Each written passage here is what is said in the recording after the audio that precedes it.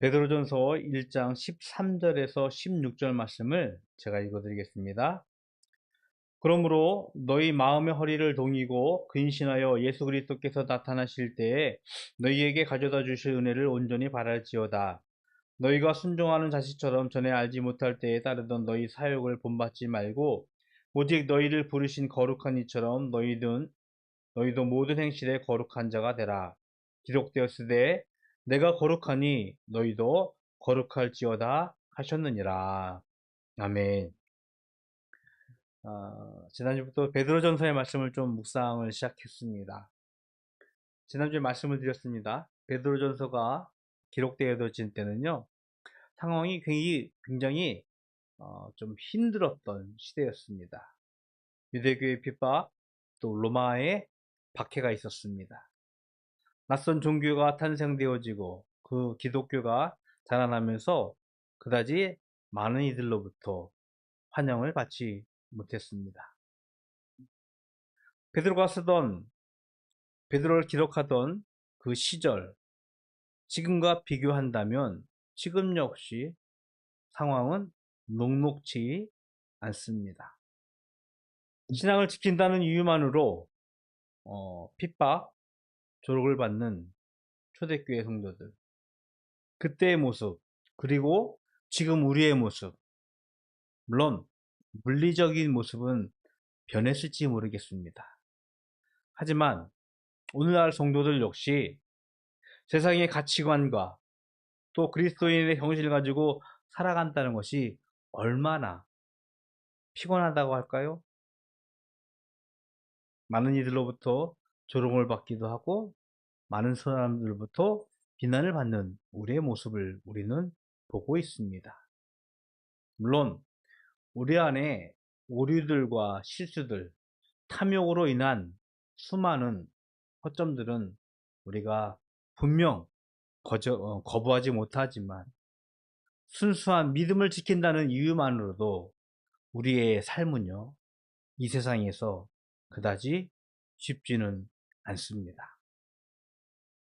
그러나 성경은요, 우리의 모습이나 베드로가 이 당시에 글을 쓰고 있었던 그들의 모습을 보면서 불쌍한 피해자의 모습으로 묘사하지 않습니다. 오히려 그들을 넉넉한 자로 부르고 있습니다. 오히려 그들을 소망을 가진 자라고 부르고 있습니다. 지난주 말씀의 제목은 살아있는 소망이었습니다. 베드로전서 1장 3절에 보니까 그 어렵고 고된 상황 속에 있는 초대교회 성도들을 향하여서 베드로는 살아있는 소망, 산 소망을 가진 자라고 부르고 있습니다. 이것이 성도들의 정체성이었습니다. 이것이 그리스도인의 정체성이었습니다. 이 소망은 막연한 기대가 아니에요. 이것은 부활하신 예수 그리스도께서 우리에게 확증하신 소망이라는 것을 우리에게 말씀을 하고 있어요. 성경에 공식이 있습니다. 고난 뒤에 영광이 따르는 예수님의 죽음, 예수님의 십자가 뒤에는 부활의 영광이 따르게 되어집니다. 수많은 순환 뒤에는 영광이 따르게 되어지는데 이건 역시 우리들에게도 동일하게 적용이 될 수 있습니다. 성도의 삶은요, 단순한 인내의 삶이 아닙니다. 피곤하고 힘들고 고된 삶을 살고 있지만 우리 안에서 행하실 하나님의 영광을 우리는 기대하면서 살 수 있습니다. 오늘 본문은요, 바로 그 영광을 기대하는 성도들에게, 즉 우리들에게 명령을 합니다. 하나님의 영광을 위하여, 그리스도의 영광을 위하여 우리들에게 이렇게 명령합니다. 너희도 거룩하라. 오늘 본문의 말씀은 이렇게 시작합니다. 그러므로 너희의 마음의 허리를 동이라 라고 말씀을 하고 있습니다. 거룩을 향한 첫걸음을 위하여 베드로는 마음의 허리를 동이라 라고 권면하고 있어요. 우리가 작년이었죠 벌써? 그 영화를 봤었던, 예수님의 생애를 봤던 유대인들의 목장을 살짝 봤어요. 그들은 이렇게 좀 통으로 된 긴 옷을 입잖아요. 그래서 마음의 허리를 동이라는 것은요, 허리띠를 졸라매는 의미입니다. 글쎄요, 지금의 표현을 해본다면 운동화 끈을 질끈 맨다라고 표현할까요? 뭔가 즉각적인 행동을 하기 위해서, 마음을 잡기 위해서 허리를 동여매는 거, 허리띠를 매는 거, 그것을 허리를 동이라라는 말씀을 하고 있습니다. 마음의 허리, 이것은요 단순히 우리의 감정을 추스르는 것에 머물지 않고요, 우리가 가지고 있는 이성, 의지, 우리의 사고 전체, 우리의 생각 질서를 의미하고 있습니다. 하나님의 말씀으로, 복음으로 우리의 생각 질서를 다시 회복하라는 말씀을, 마음의 허리를 동이라라는 말씀을 하고 있습니다. 우리가 일주일 삶을 살다 보면요, 우리 박 지사님 말씀 기도한 것처럼 많은 염려와 많은 세상의 관심거리로 인해서 우리의 마음들이 흐트러짐을 보게 되어집니다. 직장에서 사회생활을 하면서 수많은 인간과의 관계들, 혹은 학교에서 학업 때문에, 또 직장, 학교 같은 선생님들 때문에 마음을 흐트럴 수밖에 없는 것이 우리네 모습입니다. 뿐만 아니라 세상이 가지고 있는 탐욕, 두려움들, 그것에 우리의 마음을 빼앗기고 사는 우리의 모습을 우리는 보게 되어집니다. 분명 하나님의 말씀에 사로잡혀서 그것에 집중하면서 그것을 향하여 달려가야 하는 우리의 삶이 아니라, 세상의 염려와 세상의 두려움, 수많은 사회의 관심들 때문에 우리의 마음을 빼앗기는 것이 우리의 모습입니다. 그런 우리에게 오늘 거룩하기 위해서 마음의 허리를 동이라라고, 마음의 허리를 졸라매라고 베드로는 거룩을 위해서 첫 번째 명령을 하고 있습니다. 복음으로 마음의 허리띠를 동여매십시오. 그것이 바로 즉각적인 믿음의 순종을 위한 준비하는 자세가 될 것입니다. 그러면서 베드로는요 이렇게 우리들에게 권면하고 있습니다.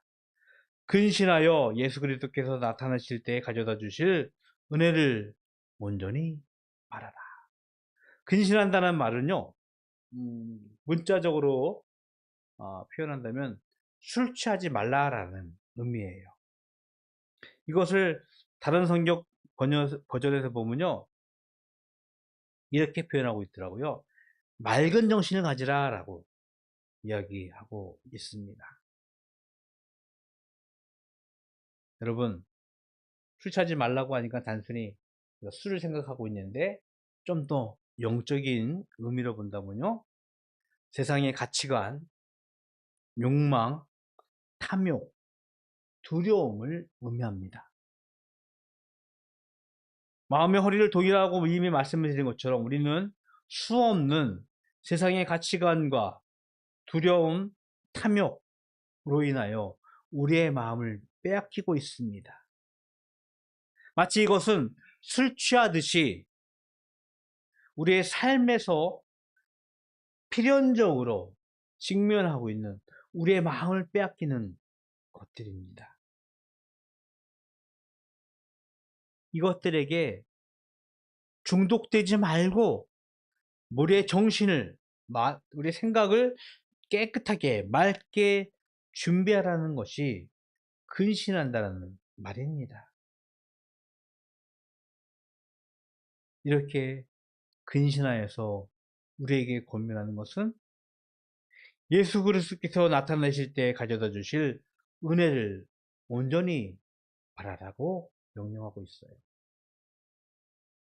앞에 두 부분을 한번 떼어볼까요? 마음의 허리를 동이고 근신하라. 어찌 보면 이것은 세상 사람들도 우리들과 동일하게 할 수 있는 부분들이에요. 뭐 공부를 열심히 하기 위해서. 지금 선지사님 동생이 마음을 부여잡고 공부를 시작했다고 하셨어요. 그 어느 때보다 의기가 분명히 투철할 거예요. 어느 때보다 의지가 강렬할 것이고 다짐이 하고 있을 거라고 생각을 하고 있습니다. 세상 사람들도 동일하게 하는 모습이에요.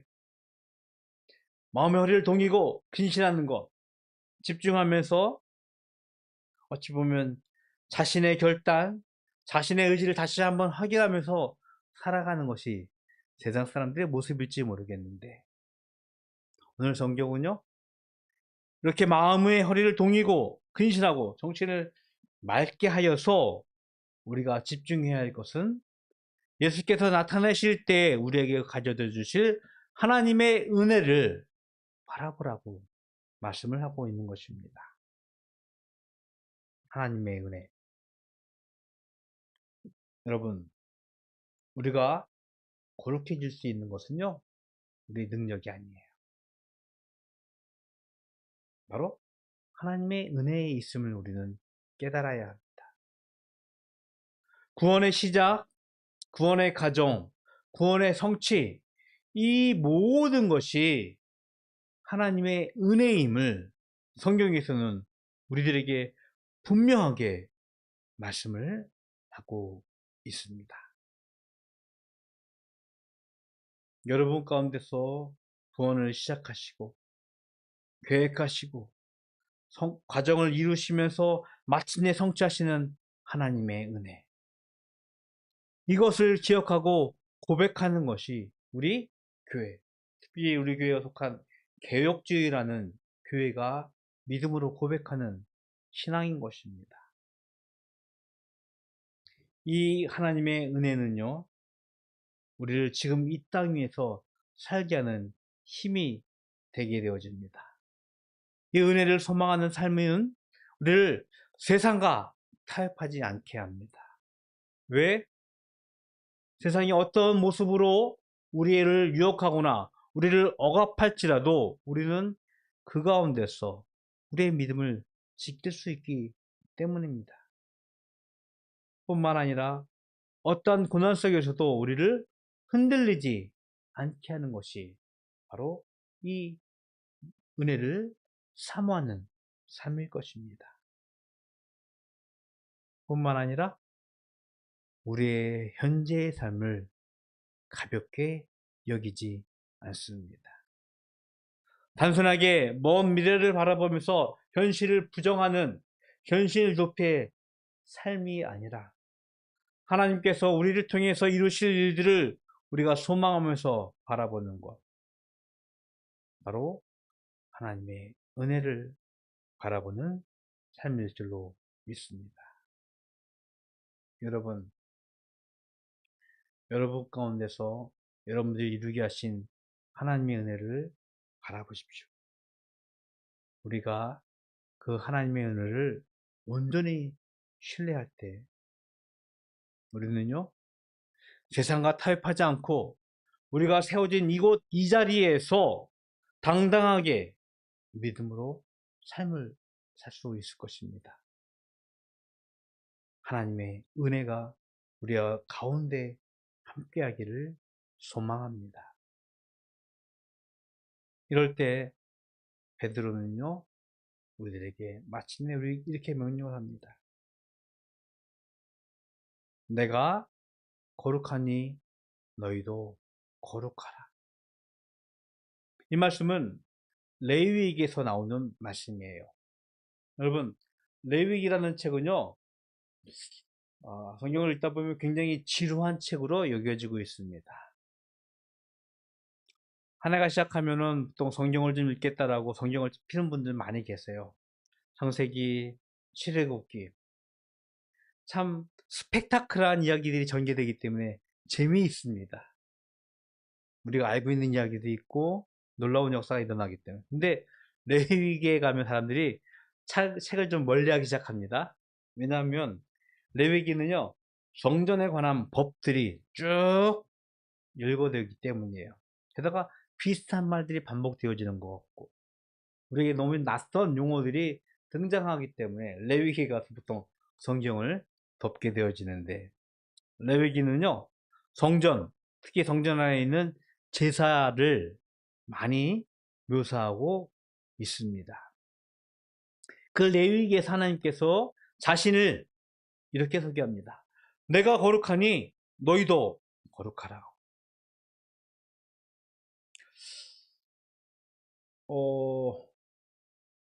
동남아를 많이 가보진 않았는데 가령 뭐 불교 사원을 간다든지요, 이슬람 사원을 가게 되면은 특별히 요구되는 게 있어요.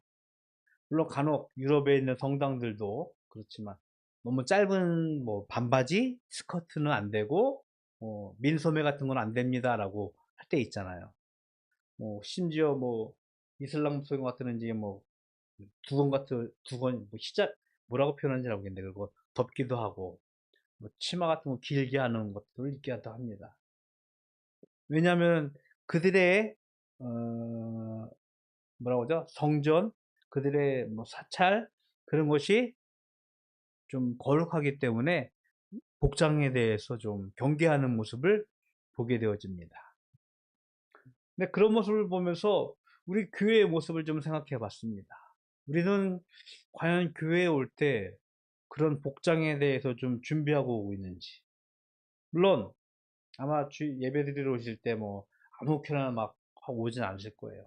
뭐 다 깨끗한 옷을 단정하게 부여잡고 오실 텐데, 이슬람 사원이라든지 불교의 사찰과를 비교해 보면 좀 자유로운 곳이 교회에 드나드는 우리네 모습인 것 같습니다.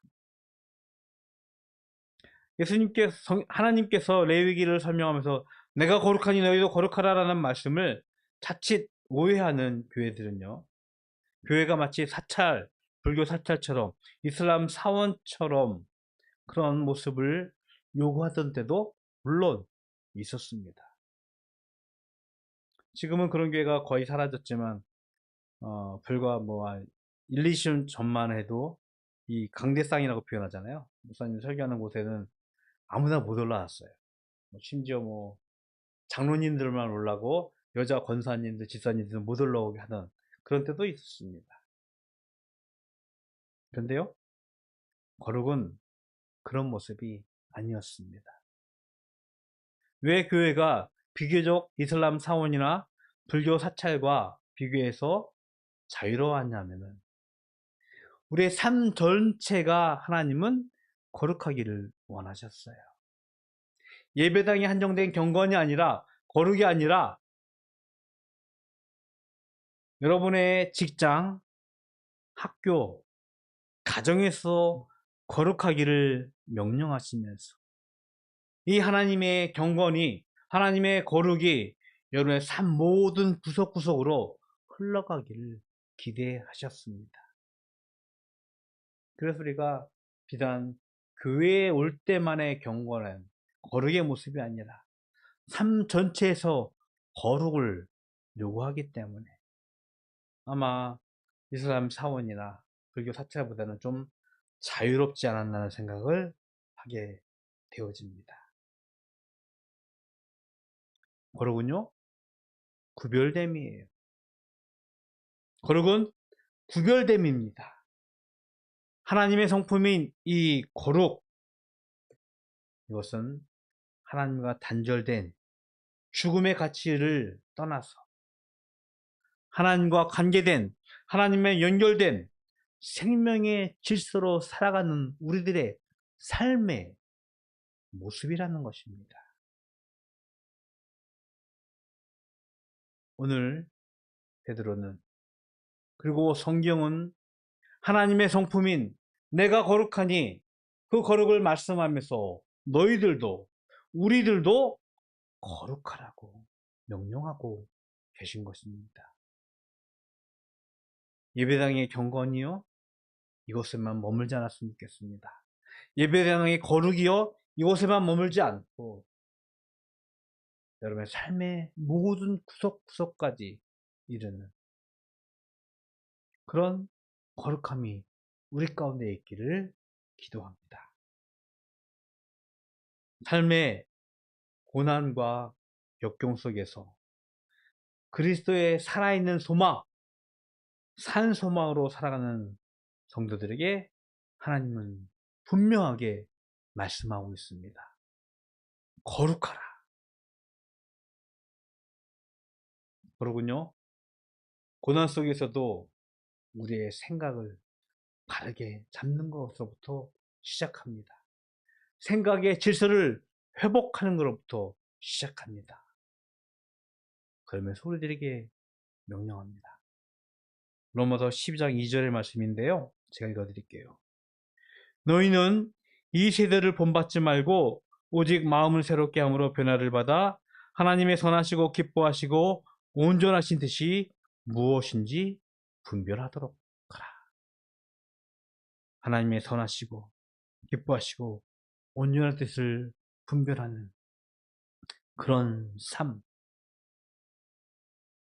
세상의 취기, 세상의 사욕, 두려움에서 벗어나서 근신하는 맑은 정신으로